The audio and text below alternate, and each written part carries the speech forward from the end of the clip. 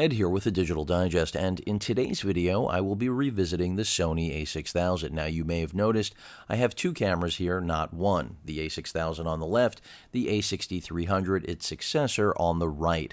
In terms of pricing, $550 for the A6000 body alone, $1,000 for the A6300.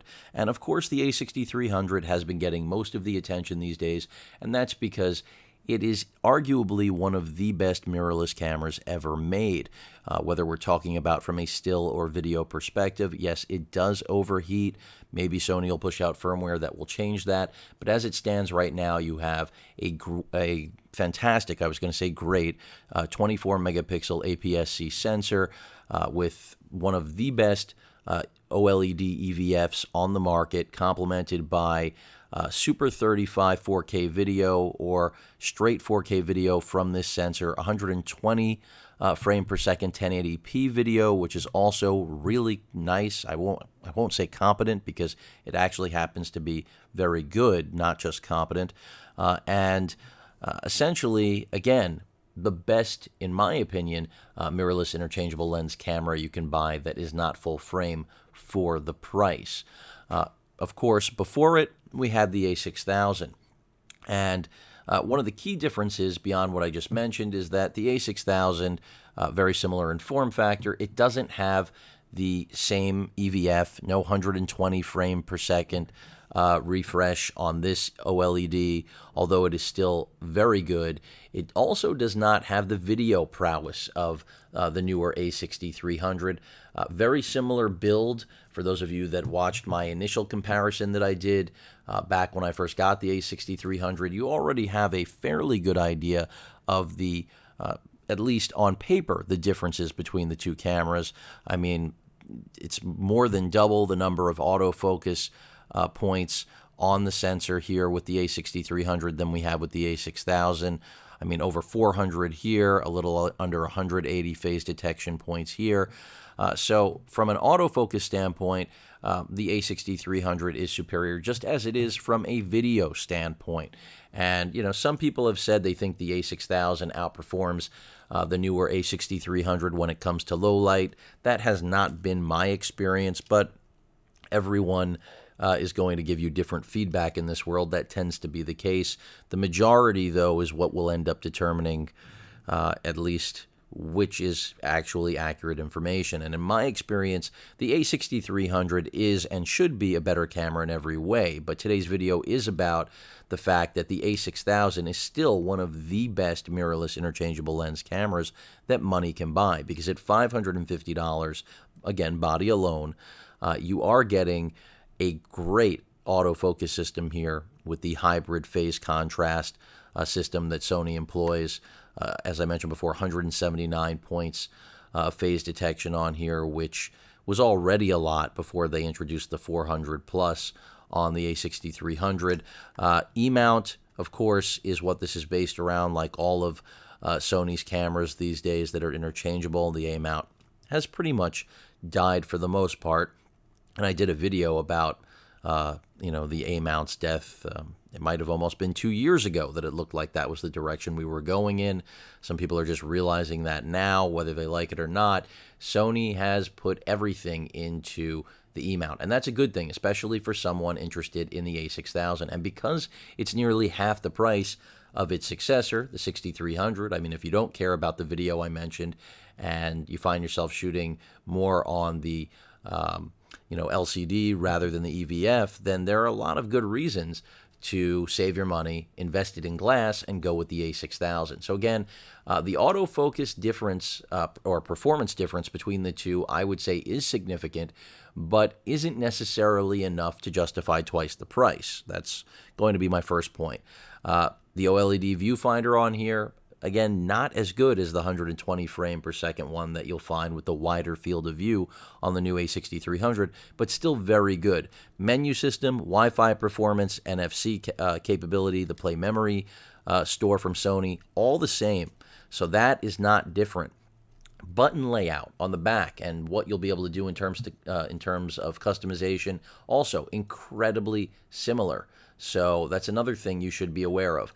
The materials that the camera is actually constructed out of slightly different. Here we have more of a metallic feel, a little bit of a more robust textured material, whereas here definitely leaning more towards a plastic body, but still nothing to scoff at. The A6000 really, in my opinion right now at $550, cannot be beat by any camera on the market when it comes to its still performance, especially if you're looking for something that has, I would say, extreme autofocus prowess. Now, is it the best in the business when it comes to autofocus? No, but it's up there.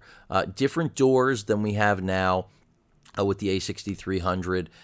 Just a simple latch to get access to your HDMI out, as well as your micro USB for charging and accessories. Sony was kind enough, in the successor, in the A6300, they not only changed the way the door opens, they made it slide, but they also added a microphone jack, no headphone jack, which was something that some of you might care a lot about. But again, if that is really not important to you, then again, another point for the A6000, because the A6000 really does have all the makings of a fantastic mirrorless interchangeable lens camera. And the fact that the E-mount has matured as much as it has, not only since this camera launched, but just over the course of its existence, you now have a variety of full-frame lenses that will work with this camera very nicely as well. And you may ask yourself, why would I want to stick a full-frame piece of glass on this camera? Well, it's fairly simple.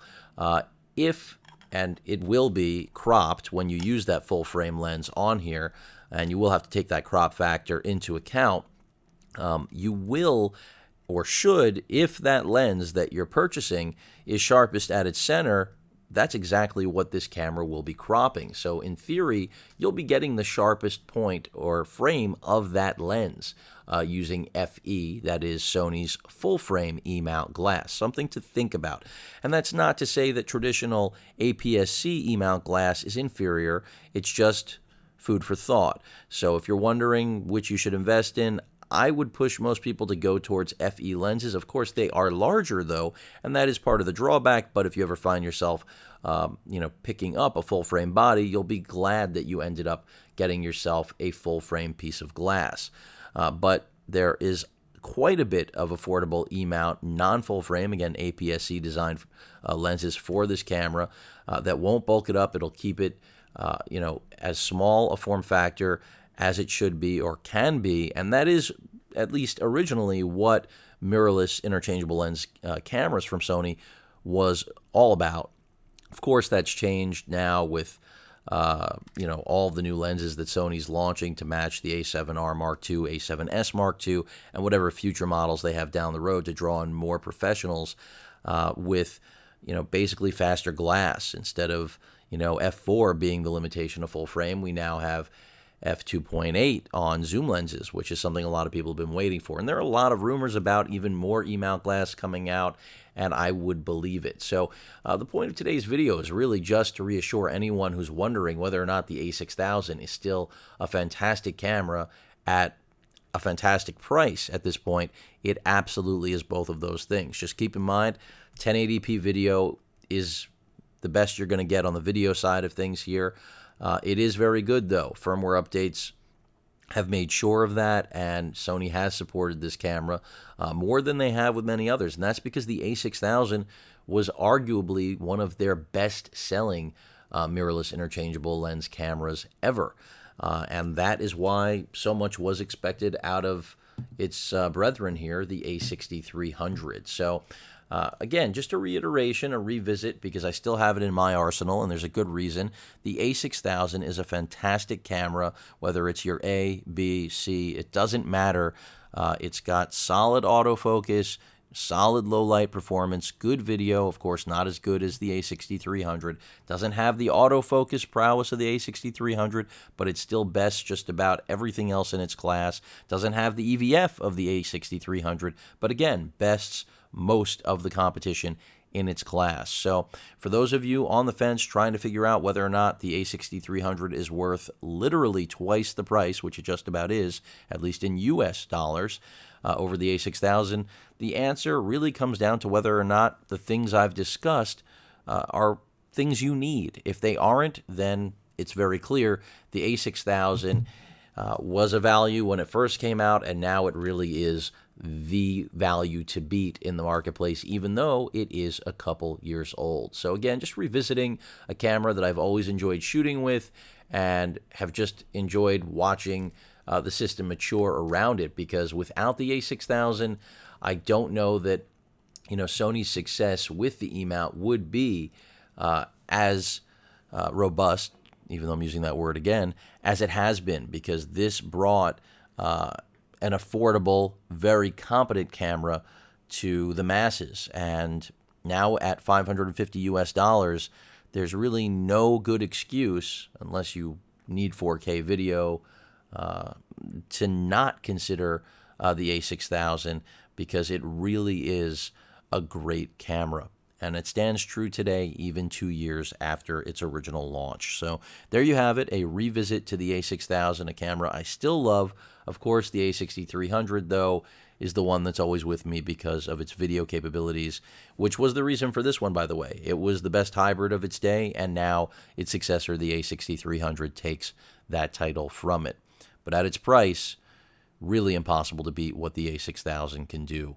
Any questions or comments, please feel free to post them. Hit that like button, and as usual, please feel free to subscribe. Later.